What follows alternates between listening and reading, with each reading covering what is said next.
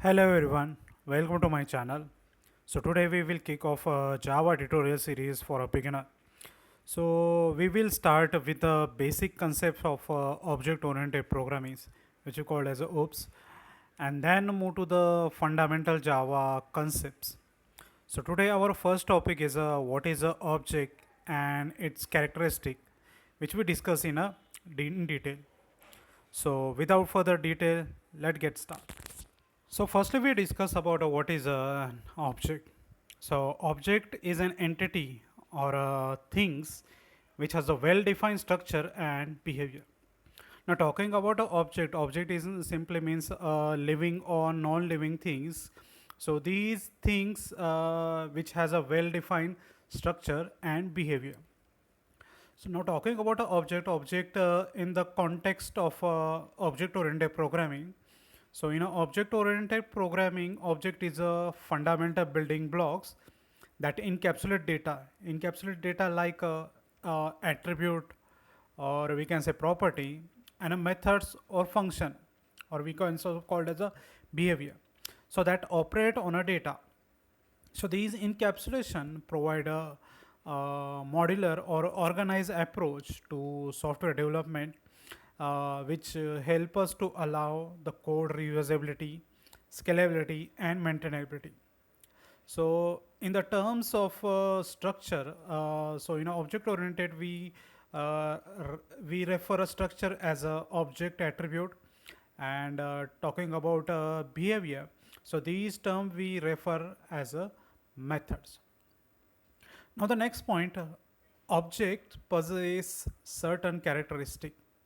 So objects are surrounding, these are the characteristic like a state, behavior, identity, and responsibility. So let's see each characteristic one by one. So what is the state of an object?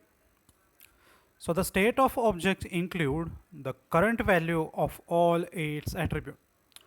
Now talking about objects have a state. This state is nothing but a kind of a attribute. So attribute is nothing but the property which belong to the object, and these property we have to mention some current value. Now the next point, attribute can be a static and dynamic. So talking about attribute is nothing but the property of a object. So these property can be a static form or can be a dynamic form. So it is also called as a variable. So in a programming concept, these state is we are mentioned in the form of a variable. Now look at the example. So here we mention a example is a employee. So here we mention some employee attributes like employee ID, name, gender, then age, phone, salary, and experience. So if you observe first three attributes, or we can say properties which belong to the employee, like employee ID, name, and gender. So these are what? These are the attribute or property in a static form. But the next four properties, or we can say attribute like a age, phone, salary, and experience. So these are what? These are the dynamic in nature, because the age will be increasing yearly, phone number can be a change, then salary will be increasing yearly manner, और experience भी क्या होगा हमारा yearly मैंने change होगा. So that is what I'm saying, that attribute can be have static and dynamic. Now this is a question for you. So what are the some common attributes you will be defined for a teacher in an object-oriented programming language? So please mention your answer in a comment box. Now the next characteristic which we discuss about object is behavior. So what is mean by behavior? So behavior is how an object act and react in a terms of its state change and message passing.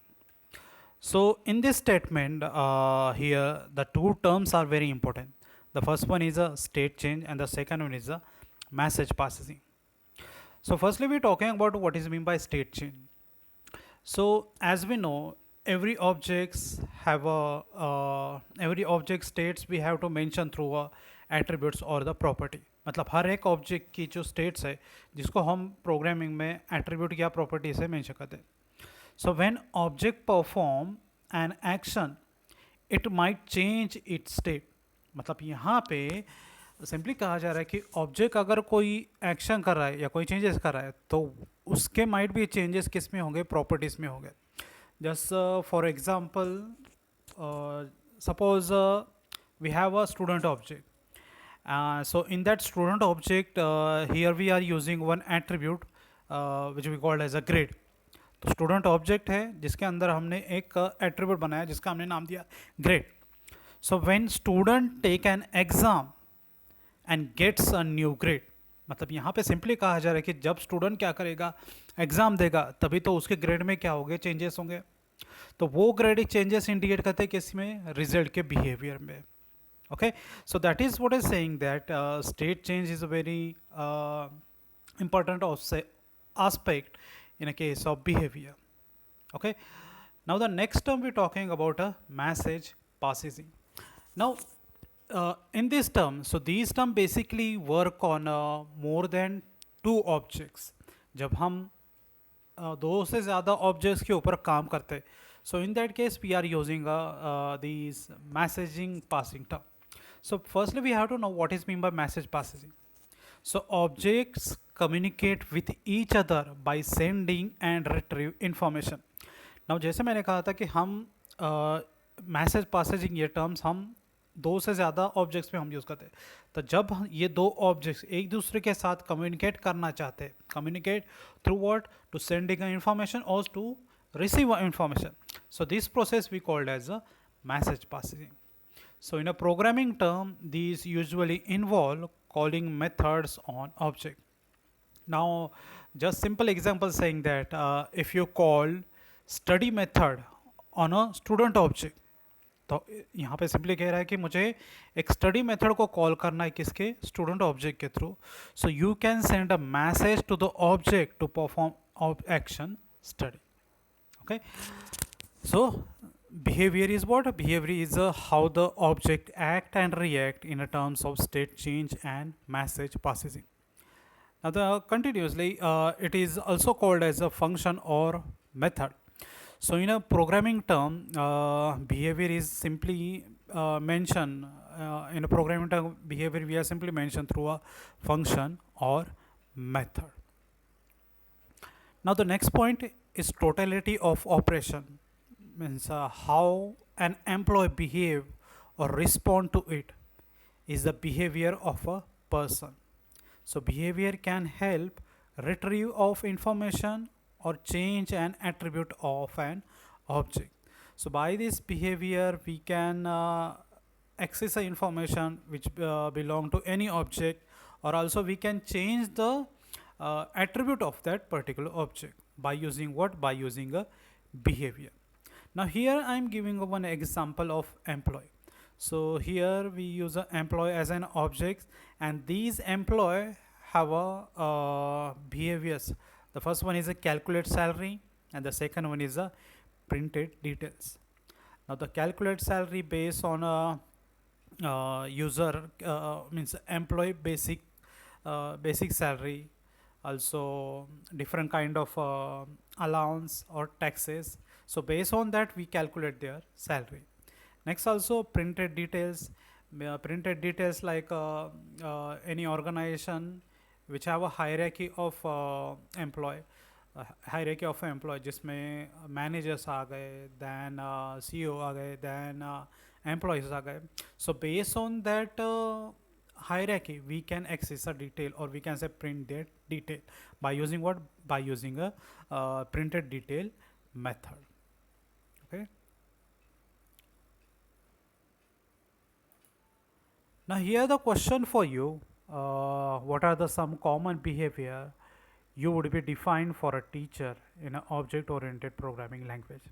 तो यहाँ पे मैंने एक question दिया हुआ है कि आपको क्या कर, आपको बताना है कि what kind of behavior you can mention which belong to the teacher. So please mention your answer in a comment box. Now the next characteristic we discuss about object is a identity. So what is mean by identity of object? So identity is that the property of object which distinguish it from all other object.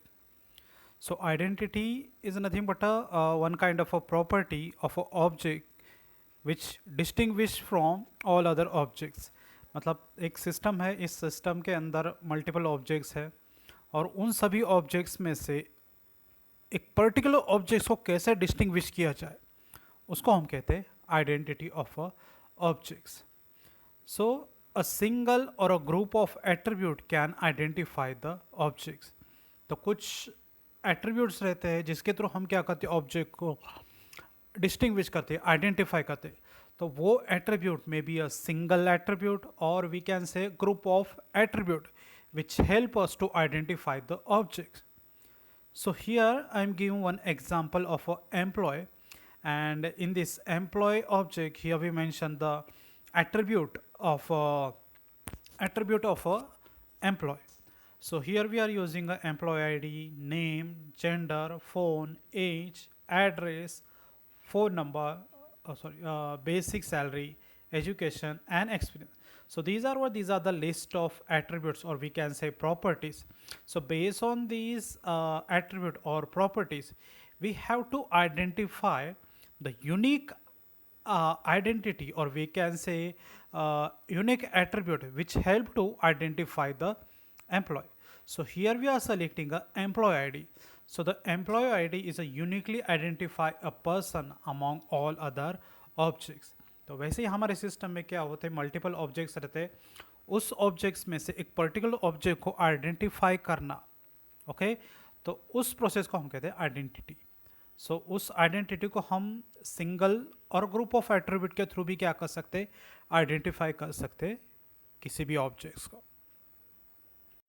Now here I am giving one question. So for identity purpose, so when an attribute, what attribute become identify, you would be defined for a teacher in an object-oriented programming language. So please mention your answer in the comment box which relate to this question. Now the last characteristic of object is a responsibility. So what is responsibility? So responsibility of an object is the role it serves within a system. Now as we're talking about any system, so these system which belong to the different objects, and each objects have to perform specific tasks to provide a service to user.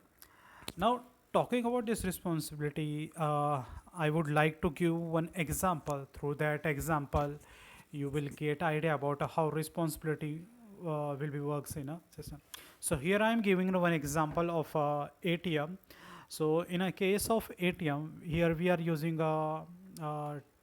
different kinds of objects like a card reader, then pin pad, also display or menu screen. Okay, so talking about a card reader. So the responsibility of card reader is to read information which store on the user ATM card when inserted into the machine. So these information typically include account number and other relevant details. Now the next object we're talking about a pin pad. So pin pad responsibility to allow user to input their personal identification number, means a pin number, in a secure manner. It also ensures only authorized user can access ATM function associated with their account. Now the last object we're talking about ATM is a menu screen or display. So the responsibility of a menu screen, or we can say display, to provide the user with various options like withdraw cash, deposit fund, check the account balance, transferring money, etc. So the display available option in a user-friendly interface. So this is the characteristic of objects which we detail one by one. So firstly we discuss about state, then we discuss about behavior. After that we discuss identity, and lastly we're talking about responsibility.